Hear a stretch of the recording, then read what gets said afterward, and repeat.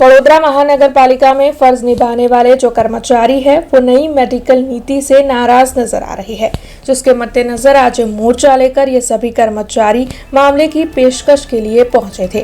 दरअसल नए बजट में पालिका की ओर से नई मेडिकल नीति की घोषणा की गई है और जो पुरानी मेडिकल नीति थी उसे बंद करवा दिया गया है। अब ये जो नई मेडिकल नीति है उससे कर्मचारी परेशान हो सकते हैं, ऐसा उनका कहना है, जिसके मद्देनजर इन कर्मचारियों की ओर से आज नई मेडिकल नीति से नाराज होकर मोर्चा निकाला गया था। उनकी ओर से इस मामले की पेशकश deputy municipal commissioner Ketan Joshi के सामने रखी गई। इसी के साथ स्थायी समिति के चेयरमैन डॉक्टर शीतल मिस्त्री को भी इन कर्मचारियों ने 15 दिन का अल्टीमेटम दिया। दरअसल इन कर्मचारियों का ये कहना है कि अगर उनकी मांगों का स्वीकार नहीं हुआ तो फिर 15 दिन के बाद उनकी ओर से गांधी जी के मार्ग पर आंदोलन किया जाएगा। स्थायी समिति वगैर दरखास्त जो स्कीम मंजूर करी है एમાં કર્મચારીઓને પેન્શનરોને ધરમ ધક્કા થાય છે।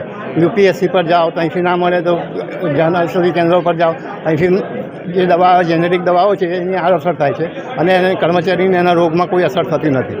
એટલે આ સિસ્ટમ જૂની પહેલાં જ હતી જે ચાલુ થાય એવી માગણી લઈને આવ્યા છે। અમારી જૂની મેડિકલ પ્રથા પુનઃ ચાલુ કરવા માટે આવેદનપત્ર આપવાના છે, એમાં 15 દિવસનું અલ્ટિમેટમ આપવાના છે, નહીં તો ગાંધી ચીરા માર્ગે આંદોलन કરવાની ફરજ પડશે। हमसे जुड़े रहने के लिए हमारे YouTube चैनल को सब्सक्राइब करें और नई वीडियो की नोटिफिकेशन के लिए बेल आइकॉन को दबाएं।